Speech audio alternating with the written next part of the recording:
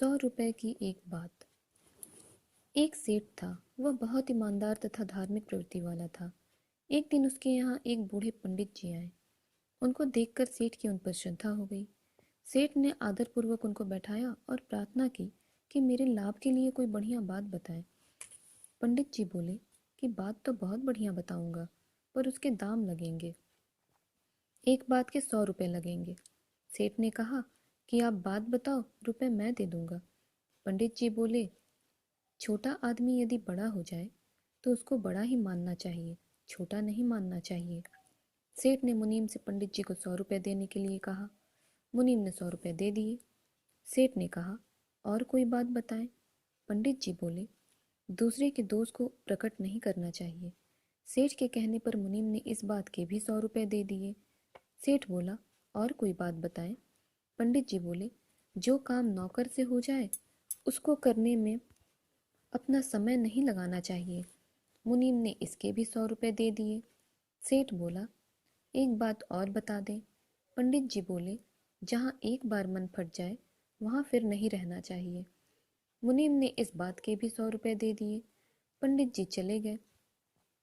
सेठ ने चारों बातें याद कर ली और उनको घर में तथा दुकान में कई जगह लिखवा दिया। कुछ समय के बाद सेठ के व्यापार में घाटा लगना शुरू हो गया। घाटा लगते लगते ऐसी परिस्थिति आई कि सेठ को शहर छोड़कर दूसरी जगह जाना पड़ा। साथ में मुनीम भी था। चलते चलते वे एक शहर के पास पहुंचे। सेठ ने मुनीम को शहर में कुछ खाने पीने का सामान लाने के लिए भेजा। दैव योग से उस शहर के राजा की मृत्यु हो गई थी। उसकी कोई संतान नहीं थी। अतः लोगों ने यह फैसला किया कि जो भी व्यक्ति शहर में प्रवेश करेगा उसको ही राजा बना दिया जाएगा।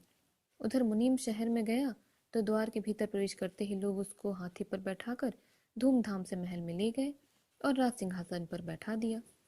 इधर सेठ मुनीम के लौटने की प्रतीक्षा कर रहा था। जब बहुत देर हो गई तब सेठ मुनीम का पता लगाने के लिए खुद शहर में गया। शहर में जाने पर सेठ को पता लगा कि मुनीम तो यहाँ का राजा बन गया है। सेठ महल में जाकर उससे मिला। राजा बने हुए मुनीम ने सारी कथा सेठ को सुनाई। सेठ को पंडित जी की बात याद आई कि छोटा आदमी यदि बड़ा हो जाए तो उसको बड़ा ही मानना चाहिए, छोटा नहीं मानना चाहिए। सेठ ने राजा को प्रणाम किया। राजा ने उसको मंत्री बनाकर अपने पास रख लिया। राजा के घुड़साल का जो अध्यक्ष था उसका रानी के साथ अनैतिक संबंध था। एक दिन संयोग से सेठ ने रानी को उसके साथ शयन करते हुए देख लिया। दोनों को नींद आई हुई थी।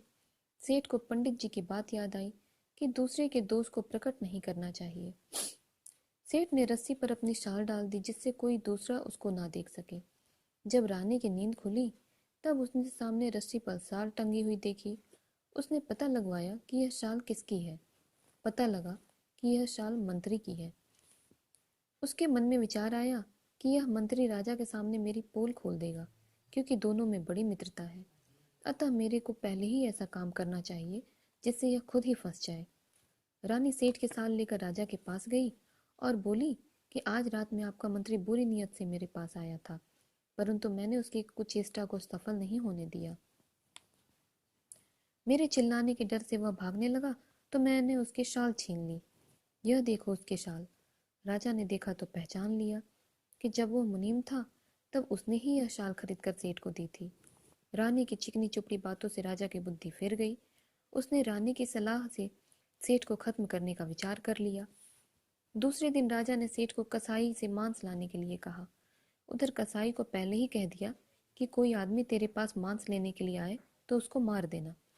सेठ को बड़ा आश्चर्य हुआ कि मैं मांस छूता तक नहीं, फिर भी राजा ने मेरे से मांस लाने के लिए कह दिया। इसमें जरूर कुछ न कुछ हेतु है।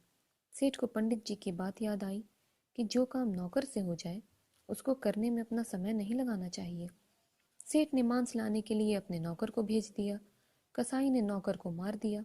इधर राजा को गुप्तचरों द्वारा घुड़साल के अध्यक्ष के साथ रानी के अनैतिक संबंध का पता लग गया। राजा को बड़ा भारी पश्चाताप हुआ कि रानी की बातों में आकर मैंने इतने ईमानदार सेठ को मरवा दिया। बाद में पता लगा कि सेठ तो जीवित है। राजा को बड़ी प्रसन्नता हुई। वह एकांत में सेठ के पास गया और अपने भूल के लिए क्षमा मांगी। राजा ने पूछा कि आपकी शाल रानी के पास कैसे आई। सेठ ने कहा कि पंडित जी की कही हुई 100 100 रुपए वाली 4 बातें तो आप जानते ही हैं। मैंने उन्हीं का पालन किया है। रानी घुड़साल के अध्यक्ष के पास लेटी थी और दोनों को नींद आ गई थी। मेरी को पंडित जी की कही हुई बात याद आ गई कि दूसरे के दोष को प्रकट नहीं करना चाहिए। इसीलिए मैंने उनका दोष ढकने के लिए रस्सी पर शाल डाल दी। वही शाल रानी ने उठा ली और आपके पास ले गई। राजा ने सेठ से प्रार्थना की कि अब आप पुनः अपना मंत्री पद संभालें। सेठ को पंडित जी की बात याद आ गई कि जहाँ एक बार मन फट जाए वहाँ फिर नहीं रहना चाहिए। सेठ बोला कि अब मैं यहाँ नहीं रहूँगा, चला जाऊँगा।